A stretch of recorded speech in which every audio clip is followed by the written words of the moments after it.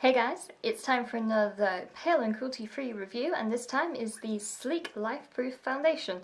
This is a very new product that has just launched probably about 2 weeks ago. I had to go to 3 different Superdrugs to get this because they were all out. I was walking all over Oxford Street to find the shade 01, which is the palest shade they have. It was launched on the 23rd of August and it is available in 24 shades. I do like the fact that, as you can see, probably not see on the photos, but it is a very dark to very light and a good mid-range as well. On a side note, I do really love following Sleek's Instagram just because they tend to have a lot of different people of colour, and they also make sure that swatches of certain things are on different skin types, so you really get a feel for what the product looks like on a variety of different skin tones. So the foundation itself is a medium to full coverage, sweat-proof and oil-proof. In terms of what this should actually look like, I'm guessing it's going to be either a velvet or a matte finish. It doesn't actually say, and it's meant to last all day, hence the term life-proof. With a lot of foundations, especially ones that are liquid, I like to use my hands at first try, just because it means I can get a real feel for what the foundation actually feels like in my hands. So I'm taking a pea-sized amount. I did manage to swatch this in Superdrug, but I didn't manage to put it on my face because it's not really that kind of service in Superdrug. I'm just going to apply it. It's quite runny. I expected it to be a thicker formulation. It's actually dripping down my hand. So let's get it on my face. Colour-wise, potentially not the best match. I am already slightly darker than I normally am because of just coming out of summer. I'm not too keen on the colour. I'm not too keen on the coverage either. Oh no, I had such high hopes. Sleek, you're gonna let me down. We are blending. This may work a lot better with a brush. I'm gonna try a brush. Let's give this a fair crack of the whip. An oval brush is making this apply quite easy. It's just not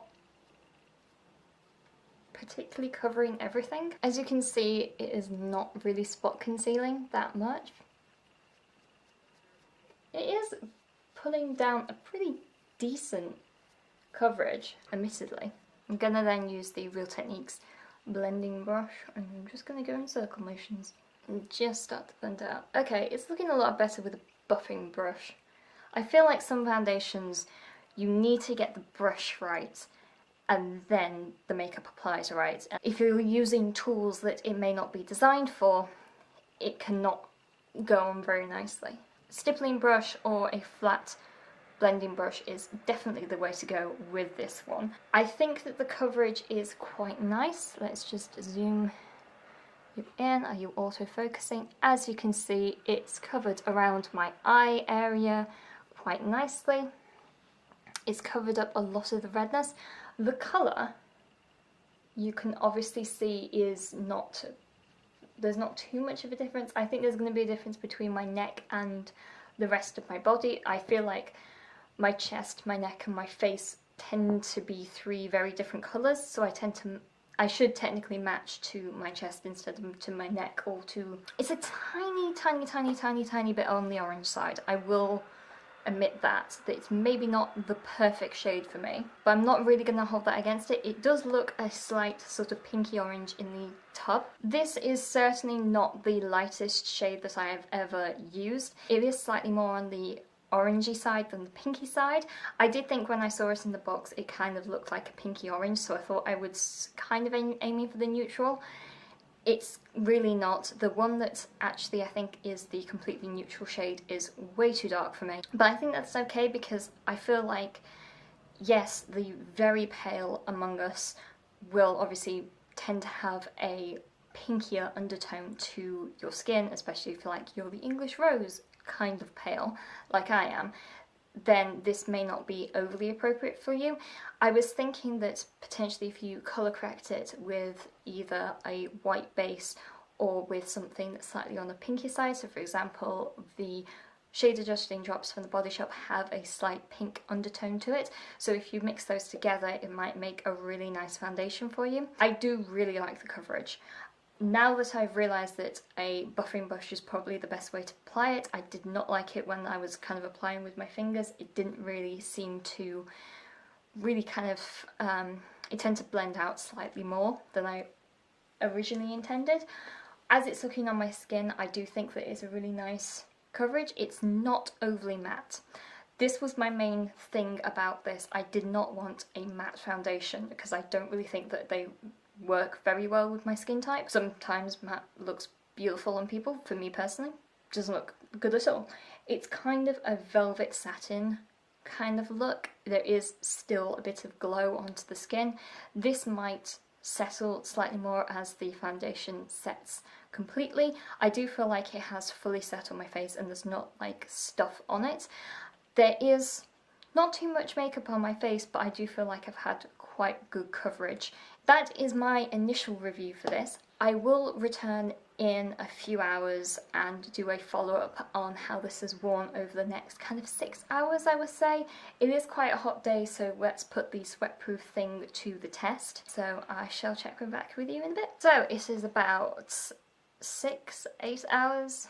Not really sure. It's about 10:45 at night. I've just gone in and I'm going to see how it looks.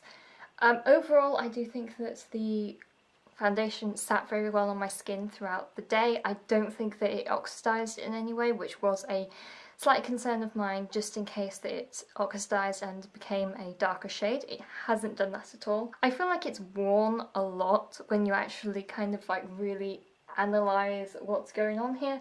I will say I didn't add any concealer. I did add some blush and that is about it. Obviously, sometimes foundations aren't meant to be completely full coverage. They're not meant to do the work of a concealer as well.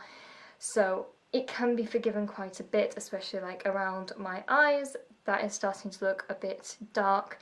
And for example, my spots area has faded slightly. I will say the look of my skin is still really nice.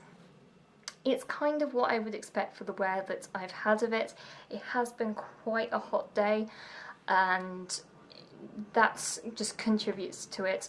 Just being on the tube, for example, your entire face can just kind of sweat off. It's not nice.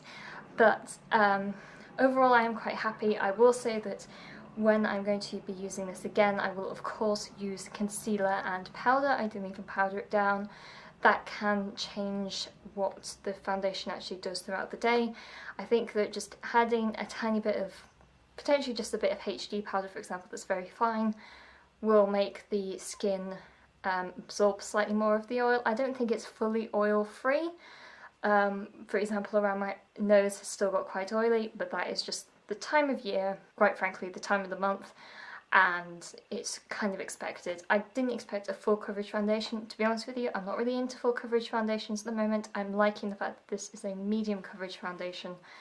So overall, I am very happy with it on first try. If I do have any more thoughts about this, I will post on my blog about a kind of updated review about if I find any kind of new things when I'm wearing it throughout the day over the next few weeks. Once again, let me know any recommendations for any foundations or especially concealers that are both pale and cruelty free, and I shall talk to you guys later. Bye!